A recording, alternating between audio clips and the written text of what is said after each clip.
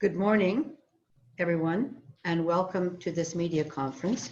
And before we actually start the media conference, on behalf of all of us here today, I want to express our deepest love and sympathy to all of the good people of Nova Scotia, who, though so far away, are strongly in our hearts today and every day.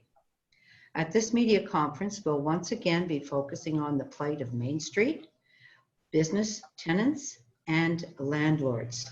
And with me today are Philip Kocev, who is the partner at iPro Realty, proprietor of iPro Realty, and also executive member of Broadview-Danforth BIA. I have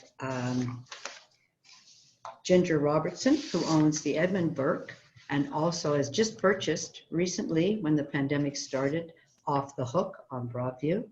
Nathan Hynes, owner of the very popular Auld Spot Pub, and Peter Tabuns, MPP for Toronto Danforth. Welcome to you all. Previously, we had discussed the tremendous concerns over possible evictions because of commercial rent not being paid and the difficulties of both small business tenants and of landlords. And today we have the results of a survey that was developed by the Broadview-Danforth BIA and circulated by them and by Tabia, with results from over 561 small business tenants and 137 landlords, which truly belie the facts that this is a crisis. It is a plight for small business. It's a plight for Main Street. 74% of those answering the survey said they had difficulty paying April's rent. May's rent is just around the corner. It is only 8 days away, and you will hear from the survey results and also from the business owners the peril that the situation has placed them in, and therefore Main Street, which are the spines of every community. There's the Danforth in our community, Gerrard, and Queen Street East. Very important, thriving part of keeping a community together, creating strong neighborhoods, and this is at risk with the pandemic. Many of the small business owners and BIAs feel that the package that's currently been developed is just not strong enough. Philip, today, this week, you have numbers and information for the small business situation and the landlord situation in Toronto. Can you walk us through some of that? Great, thank you. So as Paula mentioned last week, for those of you that were on the call, we were, sort of talking anecdotally about what we were hearing from our members, both business owners and landlords, and we endeavored to go out to do a survey to get some real results. We connected with Tabia in order to send the survey across all BIAs, and now we have some real Toronto-specific numbers to share. As Paula mentioned, more than half of Toronto businesses couldn't pay April's rent. There was at least 50% of those that were businesses, and 74% of landlords said they didn't receive all of April's rent. Over 72 businesses feel that they will not be able to make May's rent, and 82% of landlords don't anticipate receiving all of May's rent. And that's a really critical point, because May 1st is a week away, and then that whole cycle of eviction fear starts all over again. And while some of these businesses, might have been able to make it through April or even part of May, that lingering unknown of what comes for June, July, or the months after, we get through the pandemic still is there. We also asked businesses, based on their current and expected revenue during COVID-19, how long did they feel that their business could last? And 61% of them indicated that they would close down for good within 3 months, and 76% indicated they would close down for good within 5 months. This feedback is aligned with what we were thinking and hearing, and it continues to highlight that the federal programs, while they're nice, just aren't enough to help those small businesses that are on our mainstreams, and the overwhelming need to get more clarity from the federal and provincial government regarding the Canadian Emergency Commercial Rent Assistance Program that was mentioned last week. So we're really encouraging the federal and provincial government to work on that rent relief, because both landlords and tenants overwhelmingly in the survey indicated that rent relief is the one key thing that would help these businesses survive. Thank you, Philip. Nathan Hynes from the Auld Spot, could you address what you've been facing there? You're a long-standing business on the Danforth, and the issue with there are a number of small programs that are in existence now, but if we could just hear from you how that's going. Thank you. Well, for the subsidy, I mean, it was irrelevant for the first few weeks because we were closed completely. So, I guess for the businesses that can't open at all, it's useless because you can't really use a wage subsidy when you have no employees. I'm assuming. Again, there's no details, so I don't know if I can keep people on while we're not having any revenue. I mean, we're so in the dark, and we were supposed to get this information weeks ago. So I really don't. I still don't know, and we've opened for the past few weeks, so I don't know the details of the subsidy or when it's coming. I just heard, I think yesterday, that 27th is a day they're looking at as the portal opening. But again, there's so many unknowns that it's difficult to grasp the value of that at this point. As far as the loan goes, again, I think it's crazy to offer a small business a loan as a solution when they've been mandated to close or have a dramatic reduction in business. No one's going to be able to pay that money back in time to get the benefit of the $10,000, like the $10,000 forgiveness or the interest free. I mean, it's completely unrealistic for that. I think sometimes there's a tone deaf quality that big government has, or like, the federal government and the provincial government, thinking that small businesses run like bigger businesses, like somehow that we just run on this massive amount of debt and it just gets absorbed into our companies. Like, to have to pay an additional $1,250 back a month in rent when you're closed or at least partially closed, you don't know how business is going to look when this is over. Everything coming at us from the media and from the government is saying it's going to be dramatically less, and our capacities are going to be cut in half, and people aren't going to want to go out and eat, and so to plunge people further into debt with that future ahead of us seems insane and completely tone deaf. I'll just say one other thing too about them bringing up the idea that there's going to be some rent forgiveness. I don't know if this was done on purpose or it was just, again, another tone deaf statement, but to make that statement on April 16th, the day when landlords were legally allowed to lock people out, and I know multiple friends of mine got locked out of their businesses, seems cruel. And for that statement to come out on that day with no word from the provincial government about any kind of eviction moratorium is doubly sinister. I'm actually blown away by how this is being handled so far. I can't really wrap my head around it. I'm not only am I dismayed because of the situation we're all in with our businesses, but just that those levels of government are behaving like this just seems shocking. The other thing that happened on that day was Trudeau said that they were giving $1.5 billion to clean up an oil field in Alberta that was going to create 5,000 jobs. And again, that was an additional slap in the face.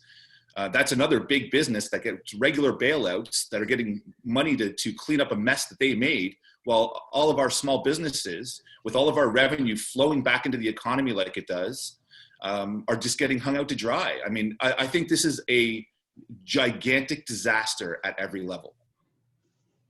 Thank you, Nathan. I'm going to move to Ginger Robertson. Ginger. Ginger, you own Edmund Burke, and you just recently purchased Off the Hook on Broadview. Could you describe your circumstances now and even trying to get at some of that relief and the anxiety that you're feeling, you and other small business owners? Yeah, I mean, I completely agree with Nathan. Look, paying back that loan it is an uphill battle. I don't know how most people are going to be able to do it at half capacity when we're allowed to reopen. We purchased off the hook a week before the shutdown. So we've been doing takeout there, but the Edmund Burke is 100% closed. Like, the wage subsidy doesn't mean anything for the Edmund Burke. And we don't qualify for it at off the hook. Like we were talking about before, independent businesses are all very unique, and to have one form for everyone when their circumstances may differ slightly, you eliminate that relief for a lot of businesses, including both of mine. So at the speed of which the relief has come is a disgrace. People are closing every day. Their savings are dwindling. What little they have. I mean, everyone's talking about April, May, and June. What about the rest of March? We were closed in the middle of March, so we had 2 weeks with no revenue, as well. You know, we had to pay our rent. It was not negotiable. We have to continue to pay our rent. There's no protection for small businesses. None. You can be locked out. Your everything you work so hard to build can be sold out from under you. That's insane. And it's not the landlord's fault. The landlord didn't make us close. The government did. So to ask the landlords to do the right thing, the government needs to start doing the right thing. Well, can I just say one thing? I think the real injustice here too, and I can't believe this isn't being addressed more, is that for small businesses and Main Street businesses to be mandated by the government to close, but all their fixed costs, all the like banks, insurance companies, landlords, utilities, they all get to keep collecting money and do business like nothing's wrong. How on earth does that make any sense to anybody? I mean, I just don't get it. You as a small business owner who have leveraged, and most of us have leveraged our homes or all of our credit and took out lines of credit. Banks do not give money to small businesses and restaurants in particular easily. And then you're coming in and saying you have to close. By law, you have to close. But all your fixed costs remain exactly the same. How does that make sense to anybody at any level of government? I would like to know that. I would like to hear that. I want the answer to that question because no one's even asking it. Why on earth is that fair to anybody? And if you're really serious about quarantining people, the government, the economy should have been frozen. There's other countries in the world that are handling this so much better than us, and which is I'm ashamed of, frankly. I just don't know why. Freeze everything. Allow people to quarantine properly. Do those things. Don't say you're a small business and you're the person with the lowest profit margin, but you hire the most people than any other industry, but you have to close and cease all revenue, but you still got to pay all your bills like nothing's wrong. Here I am on the phone begging insurance companies and banks to defer payments, but guess what? They'll defer it for 1 month and that's it. And then I got my insurance threatened to be canceled on me yesterday. And I got banks saying, I'll defer your payment, but you still have to pay the interest. So they're making money off of this situation while the government's telling me I have to close. If you're not going to give me any support, then don't give me any rules. I think that's the theme here for me. Thank you, Nathan. Peter Tabuns, can you address the commercial eviction issue? You had strongly called to put an end to commercial evictions while everything gets sorted out regarding the financial issues that Nathan and Philip and Ginger have raised. Can you tell us a little bit more about that? Has there been any headway made? Thanks very much, Paula. And good morning, everybody. I first want to start off by thanking Broadview-Danforth BIA for the research they did. I think it takes us far beyond just anecdotes. It takes us into real numbers showing the scale of risk that businesses in Toronto and across Ontario are facing right now. As you had said earlier, Paula, 8 days from now, small businesses all over Ontario are going to have to come up with their rent for May 1st. And as the Broadview-Danforth BIA research has shown, large numbers of businesses are not going to be able to do that. And those stores, those restaurants, those bars, other small businesses are going to face seizure of their assets, seizure of their premises. Small landlords are in a position where if they don't have the income coming in, they can't make mortgage payments, they're going to face foreclosure. I think it's time for the Ford government to step up, to bring in a moratorium on evictions for 4 months to stabilize the situation. I think it's also clear, listening to Nathan and Ginger, that there has to be direct cash coming in the form of grants, not loans, as rent subsidies of up to $10,000 per month, at least for 3 months. Again, so that businesses can stabilize and survive, so that when we get through this pandemic, they can pick up and actually put people back to work and put money back into the economy. The Ford government is in a position, it has the authority legally, it has the finances to actually make these things happen. They need to be done. The Premier talks regularly about Ontario being open for business. This is his opportunity to turn those words into action. To date, we have not had a positive response back from the Ford government on this proposal, the one put forward by the NDP, keep Main Streets afloat. I think you've heard these business people today. There's no doubt about it. If we want to have businesses on our main streets across Ontario, he needs to step in. He needs to step in with cash and a moratorium on evictions. Can I just say one thing too about that money coming in, about getting a grant or a bailout or anything, you know, and I'm speaking for restaurants specifically, but all small businesses, or most small businesses, 95% of our revenue goes back into the economy. You know, the average profit margin of a restaurant is very small, but we hire a lot of people for the amount of sales we do. We're on the very high end of that, on the bell curve there. So giving money, a bailout money to us, as opposed to a giant oil company or a bank or an insurance company that need the bailout because they're doing shady speculative deals.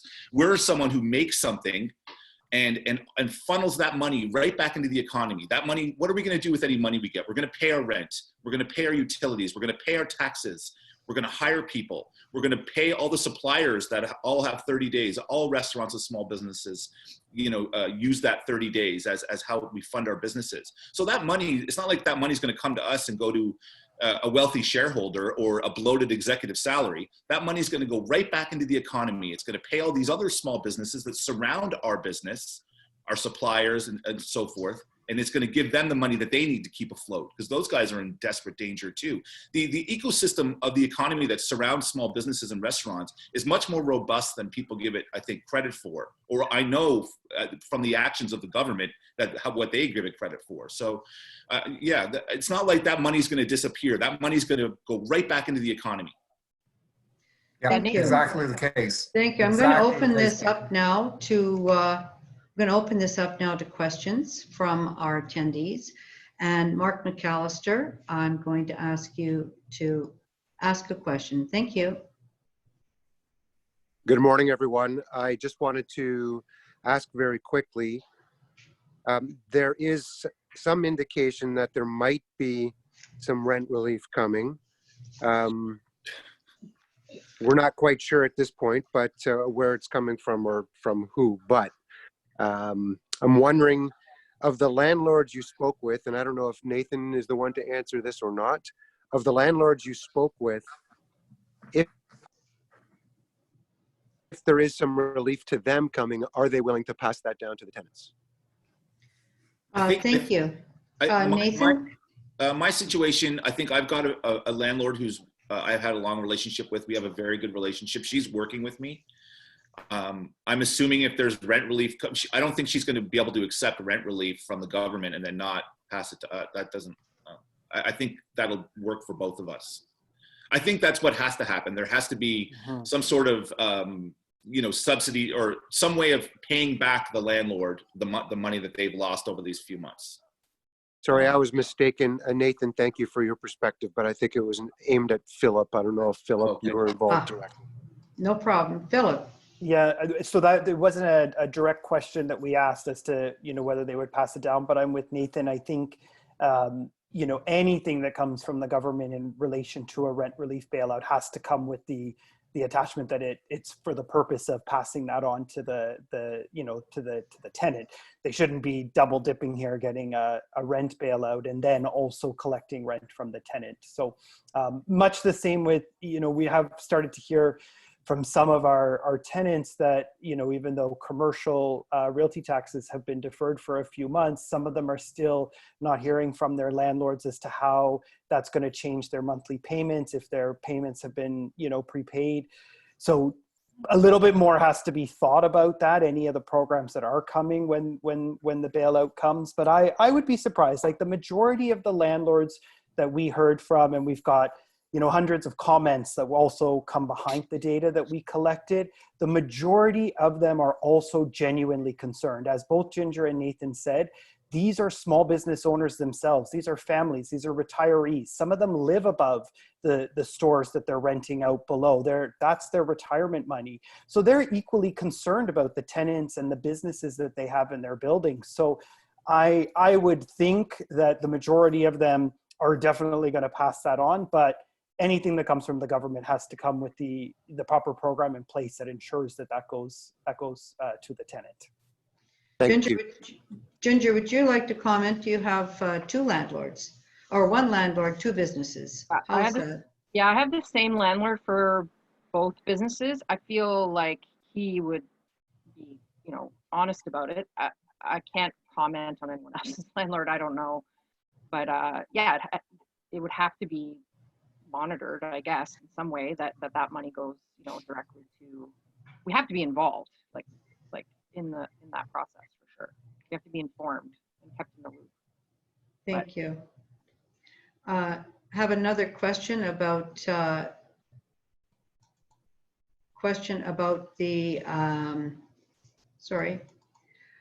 the anxiety that business owners are feeling and that landlords are feeling, because many of them are small businesses as well. And Philip, did that come across in the survey? That's a question.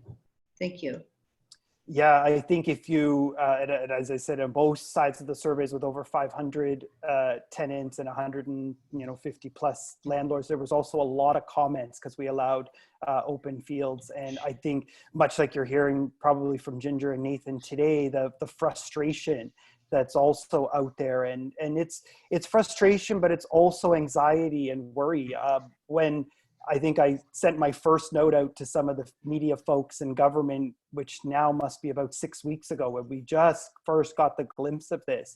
There was worry then, but 6 weeks later, that worry has actually really, you know, turned into a lot of anxiety around the future of what their businesses are going to look like, and you know what our streets are going to look like. Landlords are saying the same thing. Okay, it's great. I can lock the doors. I can terminate a tenant if I want to, but then what? I'm going to have this empty business, the storefront anyways. And if, you know, 80% of businesses are out of business in 6 months, what's that gonna leave me with? So, you know, everybody's in this same boat together when it comes to those small businesses. And Nathan really hit it. The people we surveyed, what you're hearing from, these are the true small businesses. These are not big landlords. It's not Oxford Properties. It's not big corporations with money in the bank. Most of them, a lot of the comments we also got was they're lucky to have even 1 month's of expenses sitting in the bank, in their business accounts. The majority of them are now starting to dip into personal savings. I saw some comments about pulling RSPs in order to make rent or mortgage payments. So this is getting pretty dire. And I think with May 1st coming around the corner, it's unfortunately only going to get worse. And well, I think, you know, this is quickly turning into an existential crisis where, and I think how the anxiety is building is hearing our leaders say, we've got your back. We're in this together. The small business is the backbone of the economy.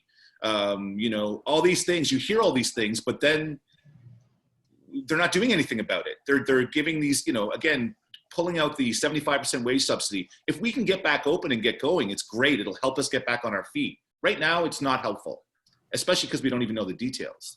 You know, giving us a loan, plunging us further into debt is not helpful. And most small businesses, you know, pointing at small business and say, well, if you don't have 2 months rent, if you can't carry your business for 2 months, you're not worthy of being in business. You know, even big businesses run on debt. Countries run on debt. You know, that's just the way Western culture has evolved.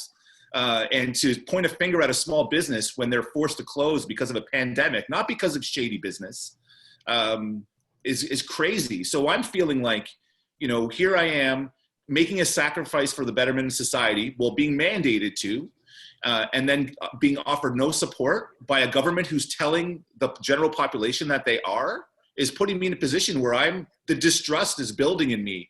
And not just the dismay of losing my business or being in these financial straits, but like, wow, I'm listening to these guys talk and it's very clear that what they're saying and what they're doing are two different things. And it's kind of justifying all the kind of cynical impulses I have in me. And I think that's going to be for everybody.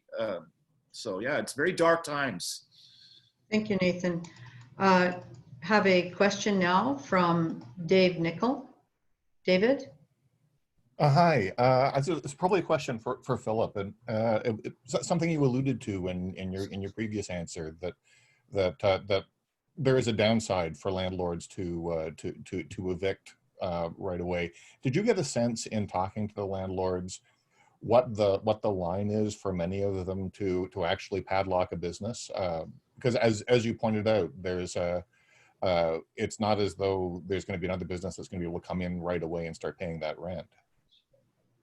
And there are other consequences to having empty storefronts. Yeah, thanks. So that it wasn't a question, and we've actually been making some notes as we've had questions from media and others to send a possible subsequent survey out. So actually, if anybody else has questions they think we should ask, feel free to filter them through to us. But that, yeah, we didn't ask specifically, do you plan to lock out your tenant in the questionnaire, but in the feedback we get and those we're speaking to, I think that really is their last resort. What I would say that I got the feeling from the comments is that it's really a case-by-case basis. I think if you had some pre-existing issues with your landlord, or you weren't a good tenant to, maybe to start with, those landlords are now going to possibly utilize this as a way to terminate your agreement. But where there's a good, solid relationship, they really don't want to. And what they're saying, I mean, we saw all kinds of different, because we did ask a free-formed question to say, okay, if you didn't pay all your rent, what was your arrangement between the landlord and tenant? And we asked both groups that. And the majority of them have worked stuff out. It's either, pay just your TMI, or, pay 50%, and we'll defer the payments. But those are just that, they're deferrals. So they're all, suggesting for the most part that they're working things out. But I don't think anybody's really thinking what's going to happen 3-4 months. They're just trying to get through the situation they're in right now. But if this goes on for another 3 months and we start asking the questions, okay, you're owed 3-4 months, are you going to keep the doors open? That would be a very different question. Thank you. Are there any further questions this morning? If not, I'm going to ask every one of the participants to simply give us a wrap up. If you have one message from today, Nathan, what is that one message? What is it that you need as a small business? Well, we need support from our government. We need the same kind of bailout that would be given to big industry that have been given in the past, that there's precedent for. Collectively, restaurants are a $90 billion industry. It's 1.5 million jobs. We don't have a lobbyist in the ear of the finance minister or the prime minister. We're being totally disregarded, and they have to just back up their words. If the small business is the backbone of the economy, and if you have our backs, then you have to do something. I mean, this is crazy that we're being hung out to dry like this in this instance. Like, it's not only disregarding us as entrepreneurs and people who have taken risks and borrowed money and built businesses. It's to all the workers. It's basically we're not. If we get back on our feet, Ginger knows this. If we can be open for business in hours, all those jobs can be readily available in hours. It's not like it's going to take months to get back on our feet again. I mean, even for me, I was closed for a couple of weeks, and when I opened for takeout, it took me a couple of hours to put it together. And all of a sudden I had, the opportunity for people to be back to work. So yeah, we need a bailout. I mean, that's the message. And there's no two ways about it. Rent relief. Ginger, I mean, your message. we're in this together has a really nice ring to it, but the government needs to put the money where their mouth is, like once and for all. We close March, this middle of March. Where's the help? Like, we're way into April now. This is taking way too long. And, the fallout has a domino effect. Nathan, talked about that. I've talked about that. We're talking about farmers, breweries, all these other people that are affected by our closure right now. So it's not just the hospitality industry itself, it's all our suppliers as well. And it's going to take years to recover if they don't step up now, yesterday, and help us. Rent relief is... Can I just say one other thing too, sorry, just one other thing. And one thing that an accountant friend of mine brought up to me was that in his prediction for this, and this is my greatest fear, and it's playing out, is that all small businesses are going to be allowed to fail. And that's the only real reason I can see for them not giving us support, like telling us we have to pay all our fixed costs and everybody, all those businesses get to get paid like nothing's wrong while we have to cease business. I think what this is setting up is all small businesses and restaurants fail, and then the bank gets a bailout 2 years from now after the mass bankruptcy. And if that happens, then we've failed as a society. Again, that's where it gets existential. This stops being about rent relief for a few months and some loans, low interest loans. This becomes something where we've been blatantly led to fail. And then what? You're going to bail out the bank? You're going to bail out the insurance company? You're going to bail out all the big businesses? That's my fear, and I hope that's not the world that I live in. Thank you, Nathan. Peter Tabuns, one message? Yeah, it's time for the provincial government to step up, put money on the plate, provide rent subsidies through grants, loans, and put in a 4-month moratorium on evictions. Give the small businesses a chance to survive. Thank you. Philip, last word, one message from your survey. Yeah, I'll be repeating what everybody else said, but over 85% of the respondents said it was the rent relief bailout, and that's both landlords and tenants. It's the one thing, that they need. The other pieces of the program that came from the federal government are only good for certain businesses, but the majority of them are not finding that they can tap into the 75% wage subsidy or aren't qualifying for the $40,000 loan. So that rent relief bailout overwhelmingly is the one thing that would really help both landlords and tenants. And as the rest have said, this is something that the Premier can do, and we really need the Premier to step up and ensure that Ontario actually remains open for business. Thank you very much to all the participants. That is MPP Peter Tabuns. That is Nathan Hynes from the Auld Spot, Ginger Robertson from the Edmund, Burke, and newly purchased off the hook, and Philip Kocev of the Broadview-Danforth BIA and iPro Realty, with the one message today, with a survey that shows rent relief is the #1 ask from small business to stop the devastation of our main streets. Thank you very much, everybody, for being here and for attending. And now this conference is ending. Thanks, Paula. Thank you.